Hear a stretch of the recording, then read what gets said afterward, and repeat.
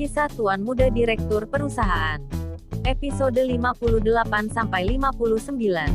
Audrey tampak berpikir sejenak. Lion itu makhluk dingin yang tegas. Dia cerdas dan tidak suka basa-basi. Dan setauku dia anti dengan makhluk bernama wanita. Nana terkejut. Kenapa bisa anti wanita? Karena menurutnya wanita itu merepotkan dan pengganggu. Tapi sekarang yang aku lihat malah berbeda.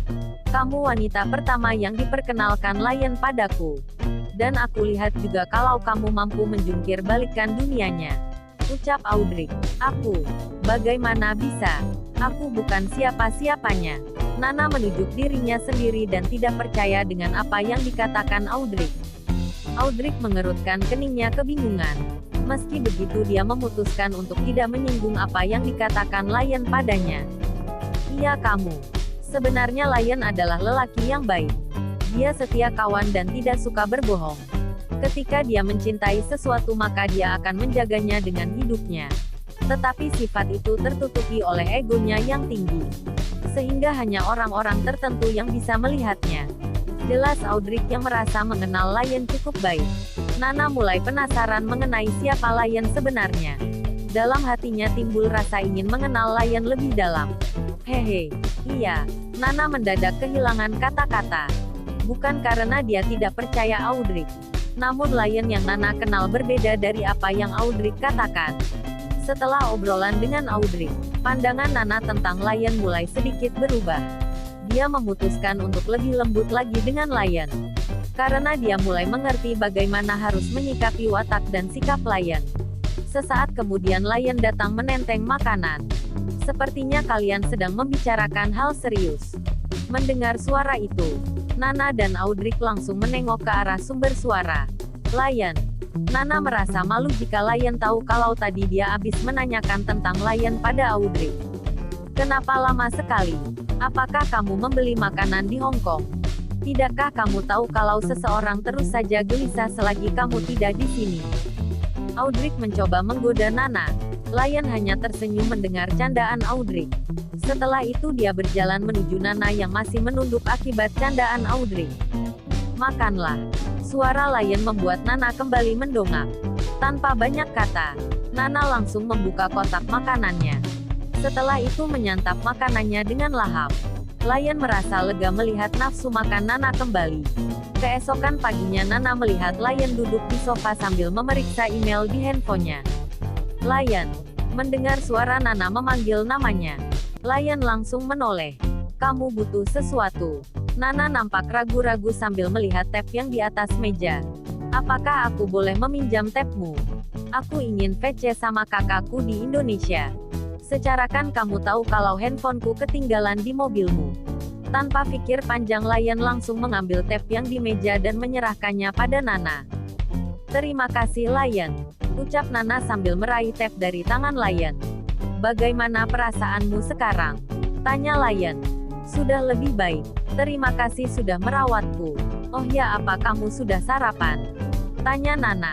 Lion berdiri dari duduknya. Kalau begitu ayo kita sarapan di restoran. Aku ingin masak sendiri untuk sarapan kita. Jawab Nana. Lion menjepit alisnya. Kalau begitu aku akan membeli bahannya. Aku ikut. Kata Nana sambil menaruh tab Lion di meja. Lion tersenyum dan mengangguk. Setelah itu mereka berdua segera berangkat ke salah satu supermarket terkenal di Berlin. Kita akan belanja di mana? Nana melirik Lion yang fokus menyetir. Ke supermarket. Jawab Lion. Nana cemberut. Aku ingin belanjanya di pasar. Karena di sana semuanya masih segar. Lion nampak diam. Dan Nana mulai deg-degan menunggu jawaban Lion. Tiba-tiba Lion memutar balik mobilnya menuju arah yang berlawanan. Kita akan ke Markthalnen kalau begitu. Nana nampak bingung. Tempat apa itu? Lion melirik Nana yang nampak bingung. Tadi kamu mau ke pasar kan? Markthalnen adalah pasar yang dibuka sekitar tahun 1891 di Berlin. Nana tertawa. Haha. Iya. Lion mengerutkan keningnya. Apa yang lucu? Nana memukul pundak Lion sambil tertawa. Kamu yang lucu haha. Lion benar-benar dibuat bingung oleh sikap Nana yang mudah sekali berubah-ubah. Tapi dia bahagia melihat Nana tertawa lepas di depannya. Dan untuk sepersekian detik mereka tidak bertengkar. Itu membuat Lion merasa bersyukur. Meski ditolak tapi dia masih bisa menikmati waktu bersama dengan Nana. Itu sudah cukup. Senyum Nana ternyata bisa menjadi vitamin buatku. Aku akan menemanimu kemanapun kamu mau. Batin Lion. Beberapa saat kemudian Lion memarkir mobilnya di depan pasar. Setelah keluar dari mobil, tiba-tiba Nana menggenggam tangan Lion dan menariknya masuk. Untuk pertama kalinya Lion terdiam melihat tangannya digenggam Nana. Jantungnya berdetak tidak karuan. Sambil mengikuti langkah Nana, Lion membalik tangan Nana sehingga posisinya berganti. Menjadi Lion yang menggenggam tangan Nana dan menariknya masuk pasar. Nana tersenyum melihat apa yang dilakukan Lion. Suasana pasar di Berlin memang berbeda dengan di Indonesia. Tapi apa yang mereka jual tetap sama dan terlihat masih segar. Kamu mau masak apa? Tanya Lion ketika mereka sampai di depan penjual ikan-ikan segar. Kamu mau aku buatin apa? Tanya Nana kembali. Halo, selamat pagi pengantin baru. Apakah kalian mau beli ikan? Ini masih segar. Lihatlah. Tiba-tiba suara pedagang menyapa mereka berdua. Nana langsung melihat pedagang itu dengan ekspresi bingung. Sedang Lion terlihat senyum-senyum mendengar perkataan pedagang itu. Memangnya dia bilang apa? Sampai kamu tersenyum begitu? Tanya Nana. Lion memandang Nana. Dia bilang kita pengantin baru. Nana tersipu malu mendengar penjelasan Lion. Dia menunduk dan tersenyum. Setelah itu dia kembali menatap Lion. Ayo kita ke sebelah sana. Kita cari sayuran segar dan daging segar. Lion mengangguk dan tersenyum melihat ekspresi Nana yang malu. Lion mengikuti Nana dari belakang. Meski itu pasar, dan pertama kalinya Lion masuk, tapi tidak membuatnya merasa tidak nyaman. Karena baginya dimanapun dia berada selama ada Nana, maka itu adalah tempat yang indah. Entah mengapa Lion merasa menjadi orang yang berbeda ketika melihat tingkah menggemaskan Nana. Lion, aku kasih tahu nih ya. Sekali-kali itu kamu harus masak bahan makanan yang segar-segar. Jangan hanya di supermarket aja. Karena yang segar itu lebih nikmat. Kamu setuju kan? Nana berjalan di depan Lion sambil ngoceh tentang ikan segar dan sayuran yang segar. Aku tidak bisa masak. Jawab Lion sambil fokus merekam semua yang dilakukan Nana. Nana berbalik menatap Lion dan terlihat cemberut di dalam rekaman. Apa yang kamu lakukan? Nana mencoba menyingkirkan kamera Lion karena dia merasa tidak enak direkam begitu. Lagi merekam kegiatan di pasar. Jawab Lion. Nana masih menatap handphone Lion dengan ekspresi bingung. Untuk apa? Aku ingin membuat pasar yang steril khusus buat kamu. Biar kamu bisa belanja sehat dan tidak berdesak-desakan. Lanjut Lion. Ekspresi Nana menjadi rumit. Terserah kamu dah. Sekarang kita pulang. Aku sudah selesai belanjanya. Lion mengangguk dan segera mengikuti Nana dengan patuh. Ketika sampai di depan pasar, tiba-tiba Nana berbalik menatap Lion sambil menjulurkan tangan kanannya. Apa? Tanya Lion dengan bingung melihat Nana yang menjulurkan tangannya. Nana tersenyum. Aku ingin makan es krim. Boleh aku pinjam uangmu? Lion menjepit alisnya. Kamu sudah banyak meminjam uangku. Bagaimana kamu bisa membayarnya? Nana menunduk sambil cemberut. Kenapa kamu mulai perhitungan begitu? Bahan makanan ini kan untuk kamu juga. Lion tersenyum licik dan berbisik di telinga Nana. Kalau begitu kamu harus masak yang enak untukku. Setuju. Nana tersenyum kegirangan mendengar perkataan Lion. Lion langsung menarik tangan Nana dan membelikannya es krim. Nana sangat senang karena es krim adalah favoritnya. Beberapa saat kemudian, Nana dan Lion sampai di hotel. Segera setelah menghabiskan es krimnya, Nana langsung bergegas menuju dapur dan memulai masak. Ada yang bisa aku bantu? Tanya Lion sambil menggulung lengan kemejanya sampai siku. Sambil memotong-motong wortel, Nana berkata, kamu lebih baik duduk saja. Aku akan selesai secepatnya. Lion mengabaikan perkataan Nana. Dia malah mendekat dan mengambil pisau. Aku akan membantumu. Nana menatap Lion dan menarik nafas dalam. Baiklah. Tapi jika kamu menghancurkan sayuran-sayuran ini, maka jangan salahkan aku jika kamu yang akan aku goreng. Layan mengangguk tanpa komentar apa-apa. Baginya ancaman Nana tidak lebih hanya angin lalu saja. Akhirnya mereka berdua memasak bersama.